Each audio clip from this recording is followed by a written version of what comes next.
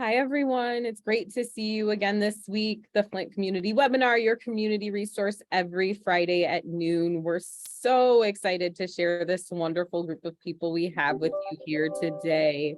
Today, we're going to get into environmental health concerns, and we've got a guest MC, so I'm about to hand the mic over. I'm super excited that Dr. G is going to be emceeing this week's webinar. We're going to be talking about environmental health concerns. So we've got a few really important people here with us today. We've got Michigan United, we've got Pastor Monica, we've got a bunch of great experts who are going to talk to us about environmental concerns that we need to be thinking about that are happening in Flint, and they're going to give us some updates. So with that, I'm going to hand the mic over to Dr. G. Thank you so much.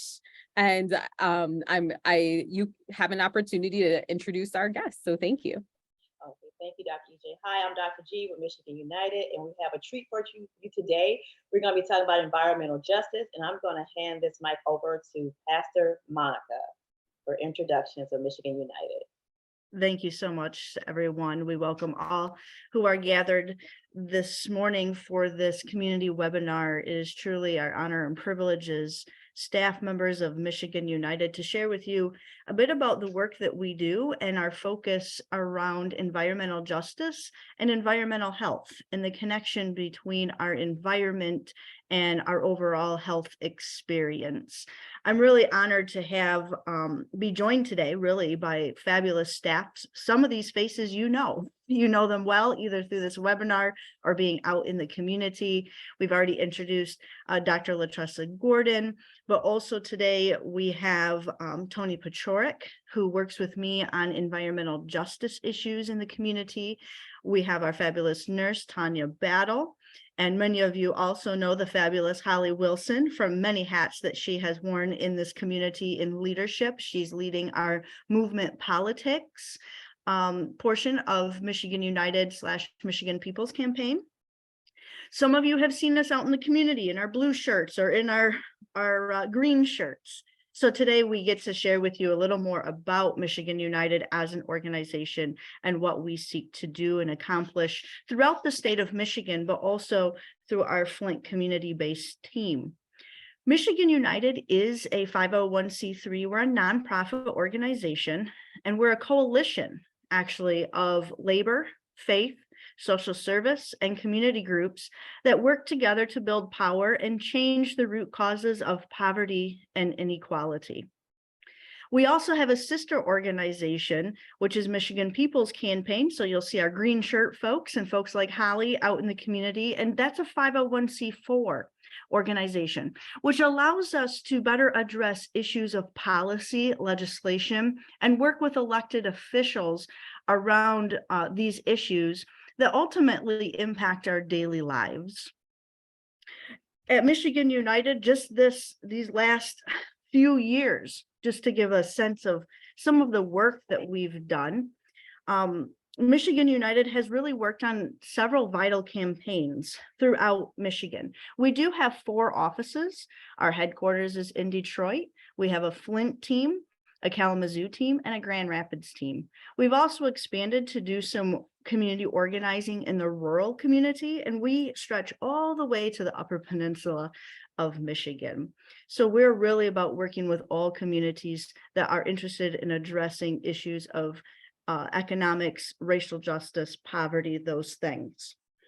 Michigan United and Michigan People's Campaign worked to win free COVID treatment for all Michigan residents, regardless of citizenship status. And we began this work at the beginning of the pandemic. And through this, we've assisted over 200 people to receive citizenship through our legal services office. We have campaigns in immigration, environmental justice, faith and justice. We do criminal justice reform. You're familiar with our public health navigators, rural, small town. We're just getting into more healthcare and insurance related challenges. And we do a lot across the community. In addition to all of this, we have worked successfully here in Flint to help create an ARPA budget that is people-centered and drives dollars to community members who are most impacted by COVID-19. We also have just recently worked with the coalition that has brought common sense or gun legislation to address gun violence.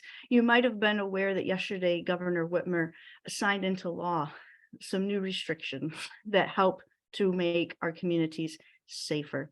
And this is all just a tip of the iceberg of what we at Michigan United do. I'd like to turn it over now for you to hear from my colleague Tony to talk about what I think is one of the hottest topics. You may or may not be aware of what's going on with the Ajax asphalt plant that has been permitted by Eagle. It's located on Energy Drive. So this is just across the border of Flint into Genesee Township. So if you go up Dort Highway and you hang a right on Carpenter Road and go down to the next street, that's Energy Drive, take a left, you'll see an industrial area that has been zoned for heavy industry. We have an incinerator that is there from Consumers Energy. There is a coating company that is considered a high polluter.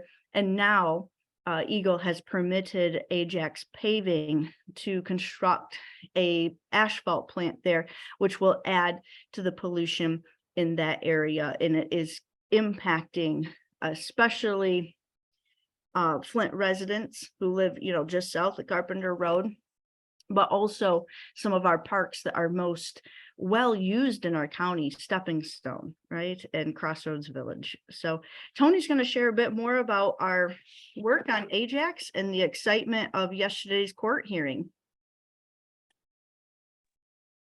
Thank you, Pastor Monica. And I just want to add on to that, you forgot to mention the 4 auto recycling facilities located north of that section of residential living. Hello, everyone. My name is Tony Pachorik, he, him, his pronouns. I'm an environmental justice organizer with Michigan United. And I have been on this case since I actually first started my job with Michigan United. I got hired in about 2 years ago during the summer. I started going through my emails, looking through state emails and permitting processes. And then I, lo and behold, saw one that got sent to me by a community member stating that an Ajax asphalt plant would be going up in, as Pastor Monica said, on Carpenter Road near Energy Drive. And if you are a Flint resident or have ever been in the surrounding area of Flint, I can tell you that Genesee County Parks has some wonderful parks in that area. Bluebell Beach, Stepping Stone Falls. Hell, I even got married on Mott Lake. That's how great those areas are. They're a wonderful natural resource. But the thing I really want to talk about is where this plant is located. Ajax asphalt plant is located within 2,000 feet of 2 Section 8 public housing facilities. So there's about 400, 500 families in that area that are going to be breathing air from that plant, right? This area is already one of the highest areas that has asthma, lung cancer, and cancer in the state, I believe the 90th percentile. And so with this plant coming in, it's going to exacerbate all those problems, right? So we're going to see higher cases of lung cancer. We're going to see higher cases of asthma. We're going to see higher cases of cancer too. The other thing, though, that's really weird about this is how the zoning process was picked. That area outlying the Section 8 housing is on the very bottom of what is the township's R1 light industrial zoning. But even though it's labeled that, we just talked about all the numerous and multiple cumulative impacts that affect the air in that environment, right? So I've been on this for about 2 years now. We've been, I will say, successful in raising awareness on this in the past 2 years. We have had over 400 citizens raise complaints. We have held multiple protests in raising community awareness as well as community education events. And we also managed, through our intensive actions in the community, managed to get the process paused for 3 additional months from our work. So we've been fighting hard to stop this from going up in the community. You know as well as I know that Flint has gone through the water crisis, that we've gone through COVID, which wrecked our communities, and we're still recovering from both of those. So if you're adding on an asphalt plant that's going to pollute air for up to 2 miles around it, that's a lot to ask on this community. And it's things that we shouldn't have to deal with. So as Pastor Monica said, we gathered some concerned groups and citizens around the city and got legally involved. We decided that what was going on, especially in that area involved, was the equivalent of environmental racism. They could have chose to move that plant anywhere else, but they butted it up right against human population. So it's just an example of the state choosing profit over people. So we don't think that's right in our community. We've been through enough. So when our communities are under attack, we stand up and fight back. Yesterday, we had one of our first bouts in our fight. We had a court date with the state, Ajax, Flint, and our lawyers. And I think that we had some really strong positive case statements from the other lawyers. I didn't hear such compelling cases. I'm not a lawyer, but I think we're going to do pretty good in this court case. But the problem is that you might be like, well, yeah, it's just one plant, but no, it's not, right? Because there are 4 auto recycling plants in the area. So that's basically scrap yards. You have a petroleum refinery down the road. You have a bio incinerator that's had multiple complaints on it. And these are all areas which are supposed to have some of our most beautiful green spaces. Now, a lot of people don't see these beautiful places in Flint, but I'll tell you what, it is amazing. And it is wonderful and gorgeous. And we need to make certain that these areas and the life of people and everything in those areas is protected so others can enjoy that. I don't know about you guys, but I'm thinking like this week, I might just go and visit Stepping Stone Falls and see how well it's bloomed out there in the spring conditions. But as was noted, we had our first bout, and it won't be our last because we believe, pardon my coworker, I'm sorry. But yeah, so the fight is going to be ongoing.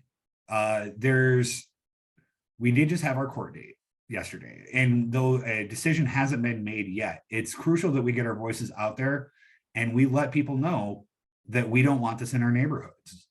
There are people watching that can influence this case, and I think that we need to make certain that we give them a clear understanding of what it is that the Flint citizens want regarding this. We want clean air, we want clean water, we want a clean environment.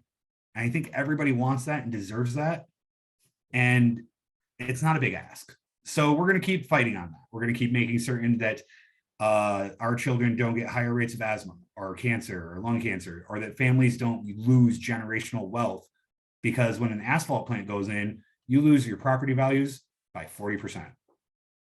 So that's a wealth hit that a lot of us can't take in an already straining time.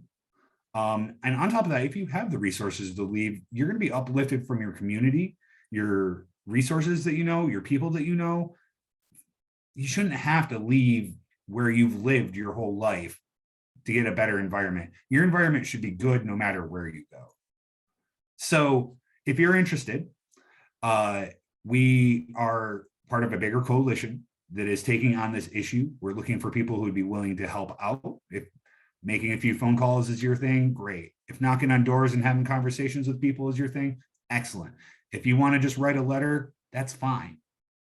But we can use all your help on this in this case moving forward. Because what happens in Flint, as we've seen in our past, we're the playbook for the nation. So what passes here, you can guarantee and that will happen in other communities that may not have our resources, may not have our informed and well-educated base of citizens. No one deserves that. So we got to stop it when it happens in our communities. So we're going to continue fighting. Feel free to reach out to me at tpaciorek, TPACIOREK at miunited.org. I'll put that in the chat as well. And we can talk about environmental justice issues in your neighborhood. Maybe you got a park that needs cleaned up. Maybe you got some brownfields that you would like to see developed, right? Or heck, maybe you just want the river near your house cleaned up. Give me a call, get a hold of me. We'll talk about it. But that is one of the areas and strengths that Michigan United has. And I want to pass it back to Pastor Monica so that she can begin to explain some of the other amazing things that Michigan United does. And I wanted to say thank you for this opportunity, and everyone have a great day. Thank you, Tony. In addition to what Tony has shared, I want to highlight a few things that I think are pertinent to the court case that happened yesterday. We had a court hearing before Judge Newblatt, and Michigan United is one of 5 community plaintiffs in this case, represented by 2 law firms here in Michigan and in Chicago.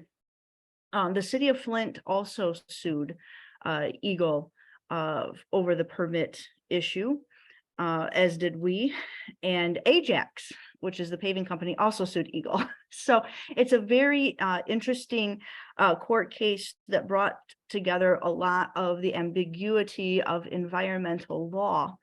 And some of the challenges we've had with working with air pollution and the permit process, and particularly with Eagle, has been around a couple of things that I want to highlight.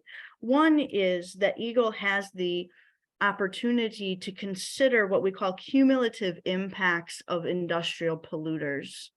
But often what we see in Eagle's permitting process is that they don't leverage that power that they have. And so what happens is communities like Flint and in areas like where this Ajax plant is located, it's zoned for heavy industrial. And so if a polluter like Ajax presents an application for permit, often Eagle will just look at that permit.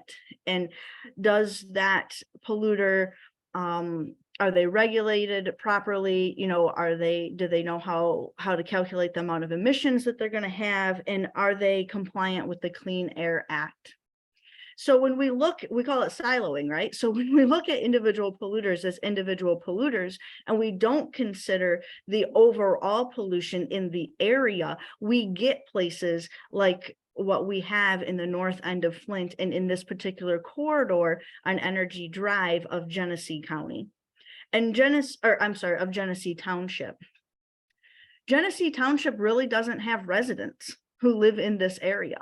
It's Flint community residents who live in this area and who are impacted. You might have heard the words called sacrifice zone. And we're out there saying Flint is not a sacrifice zone, you know, for other communities to have their polluting industries that impact Flint community residents. So part of how we get to where we are with this is really issues within the permit process itself. And we have to advocate that Eagle really consider these cumulative impacts. They really have currently what we call a customer service model to businesses. Businesses apply. If there's no, what they see as legal parameter to stop or permit, they won't stop or permit. This particular Ajax case brought forward historical numbers of public comment, over 400 public comments. You know how many were in support of Ajax? 1. EPA also weighed in heavily on this particular permit. And as a result of that, the state of Michigan did change the original permit that was a draft, and the final permit that was granted had additional constraints or regulations put on it. And that's why Ajax chose to sue Eagle, because they said, look, this is an undue burden to my business, right? If we can't burn certain types of fuels, and just to give you an idea, we're talking petroleum products. Okay, one of the biggest arguments yesterday in court was over reused oil. So think about it.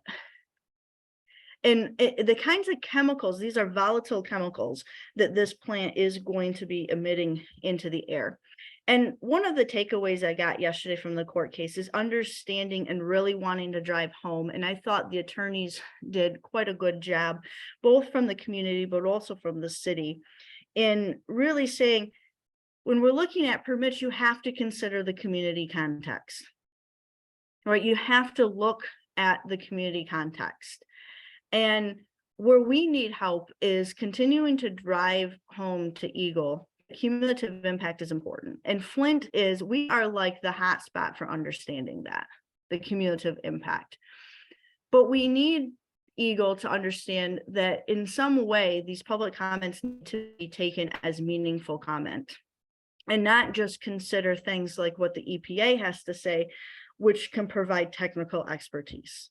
Because so often our experience, right, as Flint residents is realizing down the road where our asthma came from, realizing it's the plant across the street or it's where I live. And so we speak to this issue out of our own health impacts, out of what is impacting me. Why is, the play yard dusty and dirty all the time? Why is my kid coughing? Why do I have hypertension? That is how we live the experience. And the reality is if we can help connect what our health issues are to these policies that are being created to permit processes like this, we have the chance to really change, I think, how the state of Michigan operates their business and force Eagle to be more people-centered rather than customer service to the businesses themselves that are polluters in our community. So some of that is, I think, really important to our work together and to uplifting our community. So I want to turn it over to our nurse team, Tanya and Dr. Gordon, to share more about maybe some of these questions you've been having around your own health, and in hearing things about like this, environmental polluters. What is environmental health? What does it look like? What things should we be watching for, and help us make those connections. So thank you both, ladies. We also have Nurse T with us, but today we're going to turn it to Tanya, and I'm going to let Tanya talk about carbon monoxide dangers in our community, and then I'll come back. Thank you, Tanya. Thank you, Dr. G. Good afternoon, everyone. So I'm going to talk, well, my name is Tanya Battle, and I am a lead nurse navigator for Michigan United. Today, I'm just going to briefly talk a little bit about carbon monoxide. Since we are coming up on our on nicer weather, spring, summer weather, usually we think of carbon monoxide poisonings and accidents more in the wintertime. However, there are, we're outside more, and there are some things that I just want to bring to our attention when we're, outside for us to be safe. So we know that carbon monoxide is a highly toxic gas. It's the leading cause of accidental poisoning accidents in the United States. It is responsible for over 400 deaths annually in the United States, and over 20,000 emergency visits, as well as preventable accidents. So again, since we're going to be outside trying to enjoy our summer, I just want us to be aware and just take heed that carbon monoxide poisoning accidents do happen in the summer as well. And some of those sources come from things like that we don't usually think about, like our barbecue grills. Even boating, our boats give off exhaust, just like our cars give off exhaust. Carbon monoxide comes from, the burning of that fuel. So any fuel burning appliance, or, our boats and lawnmowers, lawn equipment has fuel burning, give off some carbon monoxide. When we're camping, our RVs, and even in, if we have tents, some people use a generator to heat their tent and have electricity. Those are all things to just be mindful of, because those are potential carbon monoxide poisoning potentials that, accidents can happen. So again, I just want us to be mindful when we're out and enjoying the summer to be mindful that carbon monoxide poisoning accidents do happen. And it is a good idea, if we're going camping, to have a carbon monoxide detector with you. Take it camping, take it on vacation. I take one because there have been a lot of carbon monoxide poisoning accidents that happen in hotels that we don't hear about. So definitely when we're traveling, take a carbon monoxide detector with you. And when we're outside, just be mindful. Even our power washing, when we're outside, you know, the power washing, that tool is can give off some carbon monoxide. So just be mindful of our equipment when we're outside trying to enjoy ourselves, to be safe. And I am going to turn it back over to Doc G. Thank you so much. Tanya, now you highlight carbon monoxide having the sensors. Is there a place that people can get sensors for free? Yes, so there is a foundation called the Richard Battle Foundation who helps the community. If anybody needs a carbon monoxide detector, they can call 211, which is our Genesee County Resource Center. They can call 211. They will put you in contact with the Richard Battle Foundation, and also myself at tbattle at miunited.org. I can certainly help our residents get a free carbon monoxide detector. And a detection, you know, a carbon monoxide detector is the best way, because carbon monoxide is odorless. We can't, you know, it's undetectable by any of our senses. We can't taste it, smell it, see it, but it can be stopped with a carbon monoxide detector. Is the, you know, is the only way that it can be detected. So definitely there are, you know, we can certainly help our residents get a detector if they need one. And can you highlight some of the signs and symptoms of carbon monoxide poisoning? Definitely, yes, I'm meant to do that. So if they all, you know, they almost mimic like flu-like symptoms. You will feel dizzy, even nauseated, have a headache, with lower, you know, sometimes you can be breathing carbon monoxide at the lower level and you'll feel that dizziness. When you get to fresh air, you'll feel better. And you come back in and you're still, you know, exposed to carbon monoxide, and you'll have those symptoms again. So at higher levels of carbon monoxide, you might get confused and get fatigued. You might just want to lay down. And a lot of times when people lay down, you know, they're just tired and they just want to lay down. And sometimes, you know, laying down is not good, because then they go to sleep and they're continuously breathing in that carbon monoxide, and then that can be fatal. So you definitely want to get to fresh air if you're feeling any of those symptoms. And definitely if you have a detector that goes off, you don't want to question it. You just get out and get to fresh air and call 911. The fire department will come and they'll check out, you know, check out your area and make sure that everything is safe. Awesome. Thank you. Now we're going to switch gears. We're talking about environmental triggers and health related. Now, Tony and Pastor Monica spoke on asthma. And so asthma as pollutant is a trigger. If you have asthma, it's one of the triggers. So environmental issues are all our issues. And even if you don't have asthma, you can develop symptoms of respiratory distress, like say high blood pressure. Living in these environments, like Dr. Key is key on social determinants of health. So Nurse T, I would like to have you come in and talk about partnerships and also the environmental issues that we face when we're out on the street. If you see Tanya, myself, or Nurse T, we've been out in the community with our blue shirts and partnering with Pearlie to be out tackling on all these issues in our community. Michigan United, it has a plethora of, you know, parts, that's the moving parts, not just the health piece. You see, we're on the environmental justice piece. So we're working to make everyone whole in our community. And so we're turning it over to Nurse T.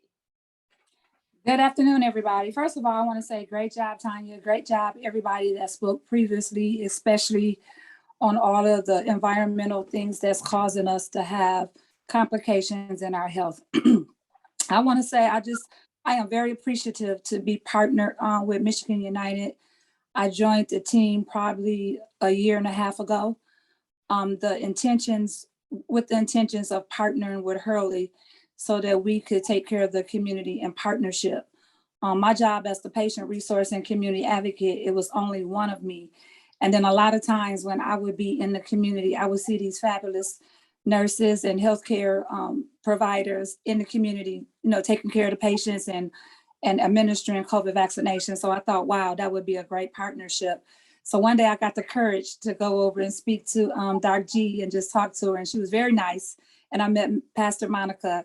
And so I talked to them about maybe, partnering, not realizing that I was going to actually be able to become part of the team and get a position as a lead public health navigator nurse. So that's been awesome. So one of the things that I do as far as with Michigan United is I try to stay community focused. We all are community focused, but because I have a lot of community connections and I have some resources that come through Hurley Medical Center, I partner with Michigan United nurses so that we can be able to provide quality, efficient care in the community. So a lot of times when you see us, you'll see Hurley and Michigan United together, because Michigan United have some strong, powerful, experienced nurses that provide a lot of services. So we are able to host blood pressure, health literacy clinics. And what that looks like is we go to different health events and we set up. As one nurse is difficult, so we will have nurses from Michigan United and then our healthcare workers, and then we will actually run like a hypertension blood pressure clinic. We will have the community residents come in, we'll take their blood pressure. While we're taking their blood pressure, we're training them on how to use the blood pressure machine. And then shortly after that, they get their blood pressure and then they learn how to use it. And then there's somebody that's asking them questions. Your history. Did you take your blood pressure medicine today? Are you on blood pressure medicine? Do you have a history of hypertension? And so while we're going over that information with them and having that conversation, we're building data and we're building relationship and we're building trust. So in the process of doing that, we find out that a lot of our community residents have unknown hypertension, that they didn't even know that their blood pressure was high. So we start them with a tracking sheet. And then there's another person that gives information that's specific to whatever they may have questions for or whatever we may think their risks are. And of course, if their blood pressure is extremely high and they're in a hypertensive crisis or emergency, we refer them to go to the hospital, or we'll call the ambulance, which on one occasion we have had to do that because a person did have signs and symptoms. So that's a lot of what I do and what we do. We work together really well. I can say from the perspective of my admin team at Hurley, they were very excited to be able to partner with Michigan United so that we can build healthcare outcomes. It's not about any competition, but it's about collaborating so that we can work together as a team, bring in the resources and be able to care for our community. Total Healthcare Foundation, was kind and gracious and gave me a community grant to be able to buy medical equipment, because it's one thing to be in the community, to be able to educate, provide information. But when you can educate, provide information, and then provide them with the medical resources that they need to make sure that they can monitor, maintain their blood pressure, that they can check their weight for CHF, if they have COPD or anything, or you mentioned asthma, to be able to receive equipment like pulse oximeters so that they can check their levels so that they'll know where they are. So the partnership have been great. I've learned so much and I really enjoy being on Michigan United's team. So it's just awesome. Thank you, Nurse. We do have Dr. EJ and Dr. Harris, and I'd like to pull them in to chime in on some of the medical conditions that they see in their office that can be related to the environment. Hi, Dr. EJ. Hey, and I think we're still bringing Dr. Harris forward. Can you all hear me okay? Yes. Yes, we can hear you great. Let's make sure we can hear Dr. Harris. Yes, Perfect. can you hear me? So I really appreciated some of the commentary around like COPD and asthma and environmental exposures and what that looks like and how and what it looks like when we see them in the office.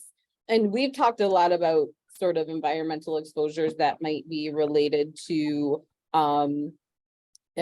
industry type exposures, but there's also this sort of increase that I've been seeing in my office of just like allergen exposure, right? So we've had people coming in the office, it's spring, right? Like we're changing seasons. And another thing I've seen is we have been masking for almost 2 to 3 years. And, you know, now we're not masking as much in a lot of spaces. And so I'm seeing people come in the office, and I think their just general exposure is more significant than it has been in the last several years. So I'm seeing a certainly an uptick in things like allergic rhinitis. And so when we talk about allergic rhinitis, that is basically, we're talking about a runny nose, right? We're talking about an allergic cause of runny nose. And oftentimes what that presents with is like certainly runny nose, but it also that right, that clearing of the throat that you might do a lot, because that runny nose is going somewhere. It's not always going in the tissue, it's running down the back of your throat, right? And so you're clearing your throat a lot. Or we'll get people who come in with like scratchy throat, no real other symptoms, but scratchy throat. And we'll look in the throat or I'll look in their nose and I'll see it's really inflamed and irritated. And they've got, you know, little irritated, scratchy throat. And that too is consistent with an allergic response.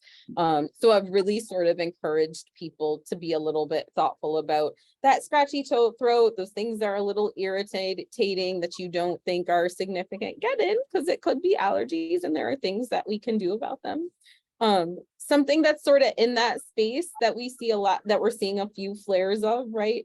Allergic rhinitis can certainly cause a flare of people's asthma, right? And we talked a little bit about sort of industrial environmental exposures of asthma, but also allergies will exacerbate your asthma. And Dr. Harris, like we know this well, right? We talk about this as being on a continuum of what we call atopic illnesses, right? So asthma, allergies, sometimes eczema, right? So if you are someone who has eczema flare-ups, right? You might get like dry, irritated patches on your skin and you have your allergies flare up. Oftentimes those can sort of be related and they can be things that sort of go hand in hand. So I would say certainly in our offices, we've seen flare-ups of asthma, flare-ups of allergies, and just wanting people to be thoughtful about what that is and what it means. I don't want to take up all the time. I'm going to hand it over to Dr. Harris and we can go back and forth, and Dr. Gordon or whoever has questions or thoughts. Dr. Harris, what do you have for us? Yes, I kind of want to take a, I guess, slightly different view of the environmental concerns. And so we talked about the physical things that happen. And so some of the things that people kind of deal with when they have things that come into their community that's affecting their health or other kind of environmental things that can impact their health. They also have influences in their mental health. And so not just you breathing in whatever type of air and whatever type of molecules, just the thought that something could be going on, even if that facility makes the changes that would make it a little bit healthier, people are going to see stuff coming out of the roof and are going to wonder what's in that. And that kind of trickles into the anxiety, the concern of kind of what's happening over here? Am I safe? We've already dealt with the COVID pandemic. We dealt with the water crisis, and we see that kind of build up when people start worrying about other things. And when you have worry, then you also have stress. When you have chronic stress, which is when it happens for greater than 6 months, that kind of thing can impact your long-term health, not just kind of having mood changes or feeling kind of upset in the moment or feeling kind of down in the moment. Chronic stress has an impact on your physical and mental health. It changes different molecules and different hormones in your body. It changes your DNA. And so that also impacts how your body turns over things, how you might have different risk factors for various things. And so, yeah, the environment can, immediately cause people to have different symptoms, but we also kind of deal with that physical health problems that come like years later, but also that impact of that stress of having to deal with that. So people may live in these places, they may relocate, but even if they were only there for a day or a week, they might wonder if that had some change in their health. They might wonder about the people are still in those communities, their loved ones and friends that are still stuck and still kind of dealing with those environmental impacts. And that kind of thing can cause you to have more depression, more anxiety. Chronic stress can increase your risk of high blood pressure, heart disease. It can change different molecules in your body that impact your risk of cancers, like the things that prevent you from getting cancer, the things that encourage the cancer and make it grow. Stress also changes those type of cells and molecules. And so as much as we're talking about the ways people come into our clinics physically, there are these underlying things that are happening in the background, whether people are coming in with symptoms or not. And so chronic stress, no matter how it kind of comes, will have a long-term impact on our health. And so as spring comes and we're dealing with these new environmental concerns or our personal health concerns, I definitely want to highlight, even if you aren't feeling something, stress can play a big role in how you're feeling in that current moment, but also how you might feel in the future. And I will kind of take a moment just to highlight the adverse childhood experiences that happen. So we're talking about adults and what's going on. We're talking about what's generally going on with children, but how they see our communities and how they see their families reacting to certain stuff that's going on. Those cause those adverse childhood experiences, which then unfortunately increase someone's risk of chronic stress in adulthood, chronic disease in adulthood, and just having additional problems. So us as adults, we kind of feel it right now and possibly in the future, but our children and the young people in our lives will also feel it their entire life and have that extra component that could cause some concerns in the future, because now they're dealing with this traumatic experience or adverse experiences in their youth that shifts kind of their growth, their mentality, and how they kind of function in the world. But yeah, that's my little glimpse of I alternative. want to highlight what you just said, because we think about this theoretically, right? The weathering hypothesis is something that we get into in real academic settings, and we don't talk enough about with community and in regular and routine spaces. But what you're talking about related to cumulative effect of environmental, social stress and stressors is at the crux of what the weathering hypothesis is. And so when we think about the weathering hypothesis, we're talking about chronic exposures to social racism, economic disadvantage, and all of these things that lead to accelerated decline in physical and mental health. And when you talk about like changes to DNA, we're talking about changes to DNA consistent with decline in life expectancy, right? We're not talking about changes to DNA that don't have a functional matter, that are sort of just in the science, right? Like these are changes to DNA that mean we're at higher risk for cancers, that predict that we will have lower life expectancy when we encounter this cumulative stress, right? And I appreciated so much, we talk about adverse childhood experiences, right?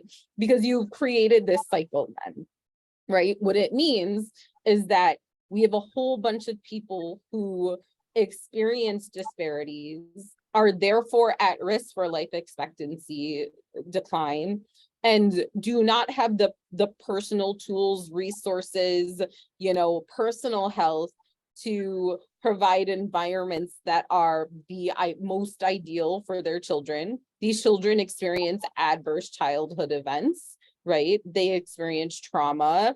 They experience their own chronic stress, either vis-a-vis the environment, right? Exposures, etc.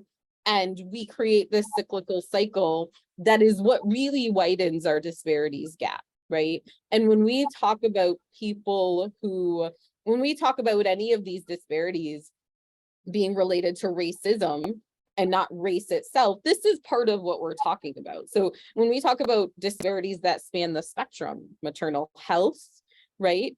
Where we talk about childhood disparities, when we talk about any of these disparities, we are talking about disparities that are related to racism and chronic stress and things like the weathering hypothesis that result in outcomes that are disparate, right? And so I really appreciate you making that point, because I think it's really important, particularly in this context. That was awesome. That is fabulous. I'll turn over to Pastor Monica. Don't go real far, you medical folk. I want a concluding question for all of our medical team. If Tanya wants to chime in, she can as well. And then we'll be wrapping up here with our fabulous Holly. But one of the things I love the passion, like this conversation and what got started around really looking at environmental justice issues as it relates to health. And I can see the passion in all of you as healthcare staff. You're seeing it from a multiple perspectives.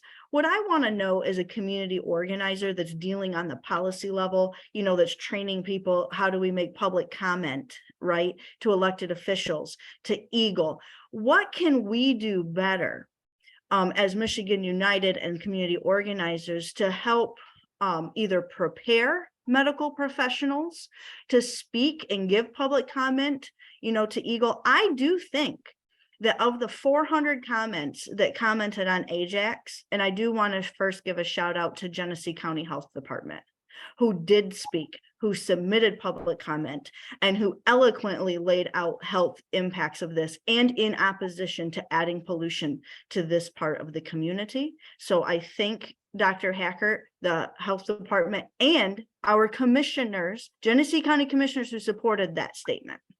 But if we had more physicians, more nurses, more respiratory therapists, if we had more healthcare people, if 100 comments came in out of the 400 that said this is going to impact our community and cause harm, I think Eagle would have really had to reckon with something more.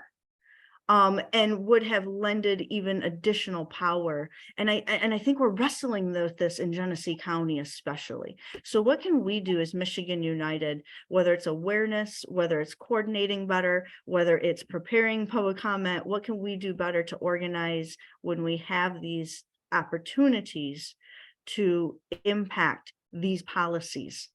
Right? I love this. Ultimately helping us. I love this, Pastor Monica, and I love that Aish is here because, right, like we have to remember that we have these academic community relationships, right, and these academic community partnerships. Right now, I'm running a course of a bunch of students who are really invested in advocacy, right? And half of them are students that are going to be in Flint for their 3rd and 4th year. So one of my other hats is I'm community assistant dean of the Flint campus of our men's school here. These are students who are engaged with the community, right? These are students who want to be abreast of community issues and want to advocate for issues that serve the community. Shout out to Dr. Harris for being one of the mentors in the course, but like we have a bunch of students who are excited to get involved in things like, this is an environmental injustice issue, like what's happening? Well, how can we get involved? How can we be at the forefront? So that's one issue. That's one really easy suggestion that comes to mind. It's part of the reason we have things like the webinar, right? Is so we can be thinking about collective responses, collective resources, how we can partner to really respond to community needs. It's super important to me as our community dean to say, like, you don't get to come here and just train, right? Like, that's not what you come here to do. You have to come here and respond to community needs, right? Like you have to be useful to people in the community. It's not a one-sided relationship. And I think opportunities like this sort of really highlight how important it is for our medical students to be there and involved. Shout out to Dr. Harris. I don't know if she has any thoughts too. Can I make a comment? Oh, I just want to make a comment. I'm trying to figure out how to say this in a good, positive way. So the one thing too about when we look at external and we look at internal, when you look at, I'm gonna speak from a nurse's perspective. When you look at nurses that's working inside of the hospital, by the time the patients present to us, they have multiple issues. So even though we may know that it could be a result from the asphalt, right now, they're coming in probably with diabetes, uncontrolled diabetes, unmanaged kidney disease. So it's a lot of things that's going on internal in the hospital. I think one of the things to bring the education is because when you bring nurses outside of the hospital and you get them in the community, but community means different things. We can be in some places and that can be community. But the true reality of really learning and how to identify with residents is when you're actually in their community, in the trenches of where their community is.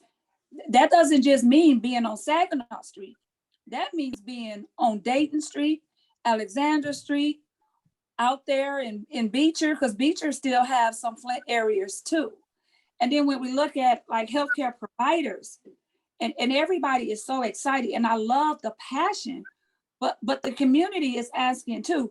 We have a lot of compassion about the community, and we want to be out in the community. But when the community comes into the internal building, sometimes they don't get the same love.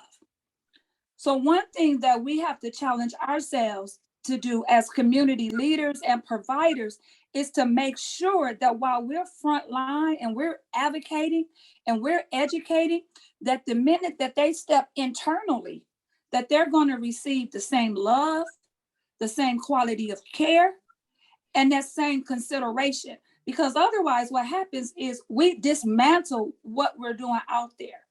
And the reason I was just saying is because I feel the passion, and I know that what we all are doing is so passionate.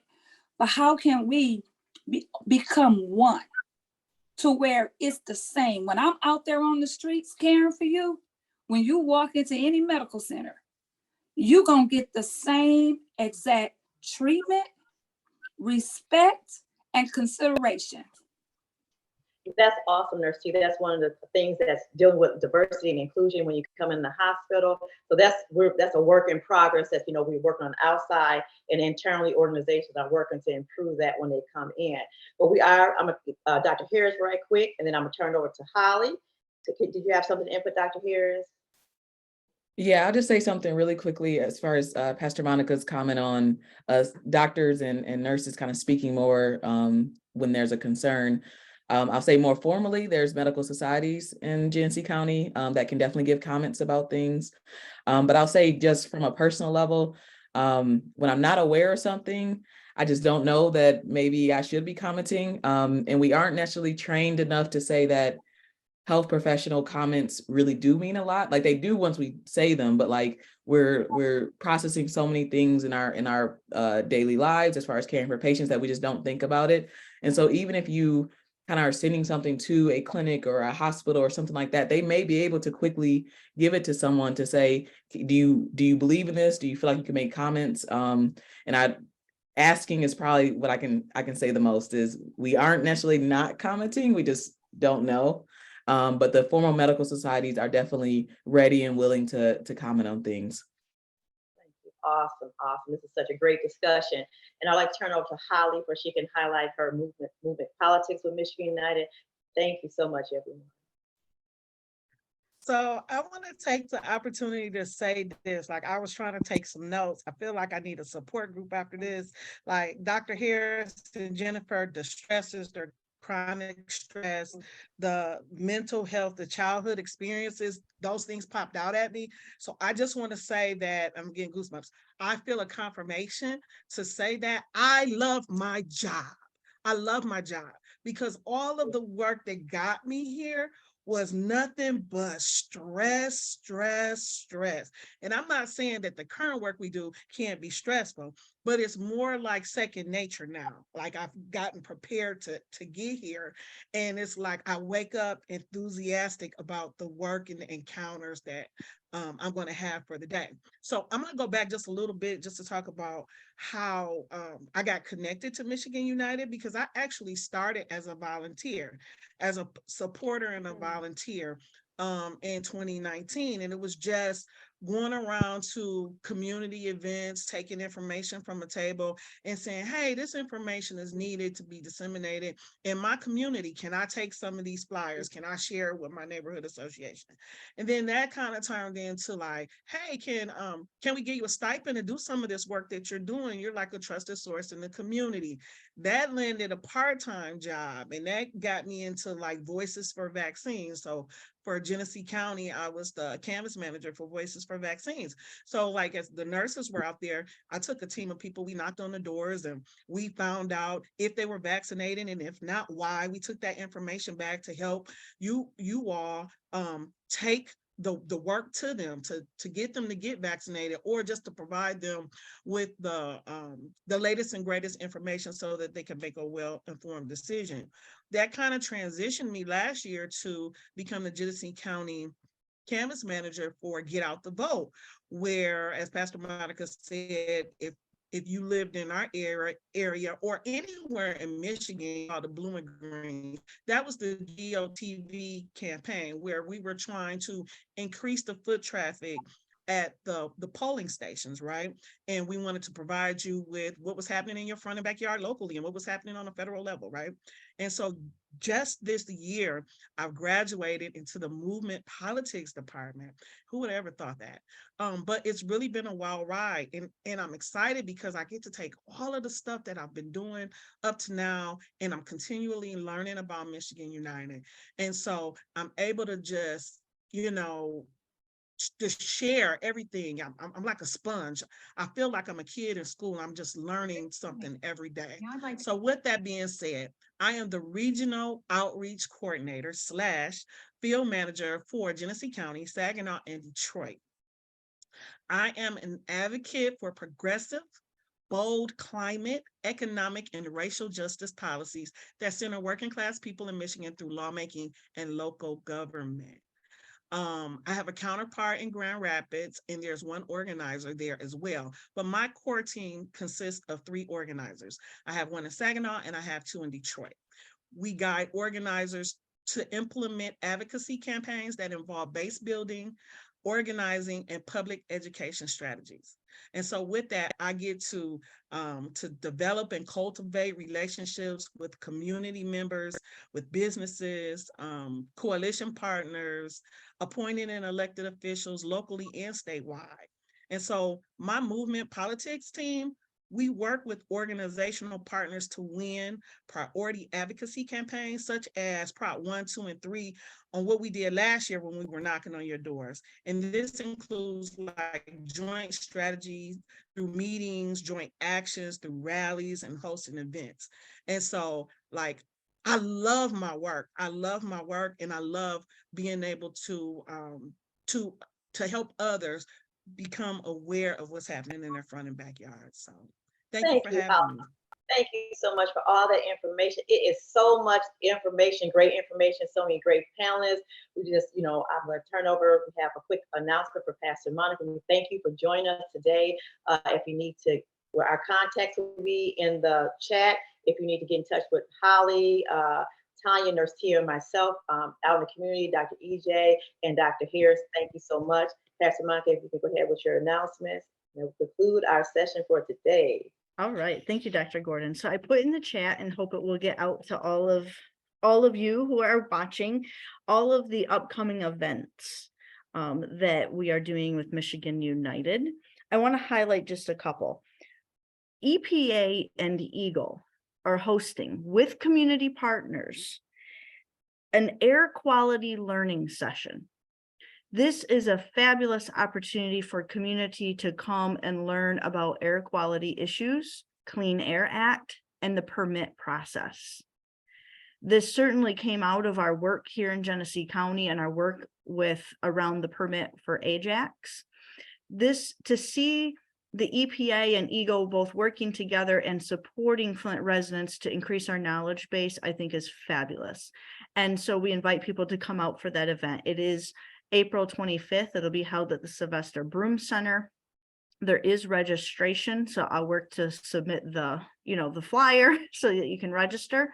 We're doing in-person and virtual.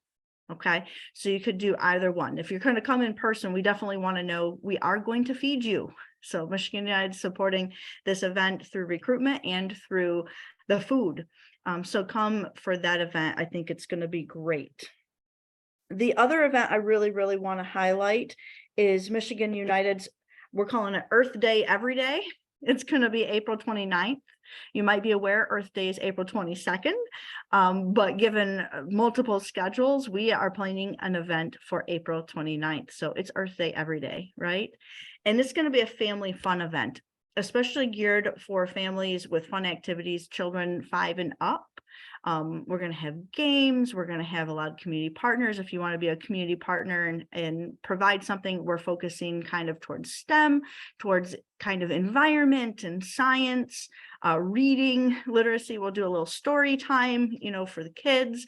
You remember those, you took a pine cone, put peanut butter, rolled it in bird seed, hung it out, right? Those kinds of learning fun experiences. So we invite all families to come out. It's going to be at the Hasselbring Center from 1 to 4, April 29th. Everything else we've put in the chat, and we just thank everyone for the opportunity to present to you all today and Thank you so go much, forth and do justice, as we say. Thanks at so much, Michigan Pastor United. Veronica. I know Aisha, Dr. Harris had one event she wanted to spotlight too, so I'll let you take the floor. Uh-oh, you're muted. Dr. Harris, you're muted. Sorry. Harris Family Health and Teach Me How to Bank are collaborating on a health and money talk. So Real Talk Health and Money 101 at the library or Flint Public Library on the 25th of April and the 2nd of May at 5:30. All are welcome to come and learn about health and money and how to improve your personal health and how to improve your personal pocket regarding your finances. So please come if you're interested. Shout out to you. Thank you so much for all of your engagement. Everyone, thank you so much to our wonderful speakers, continuing education units for our community health workers. We're so excited to see you next week. Thank you so much to everyone for your tuning in.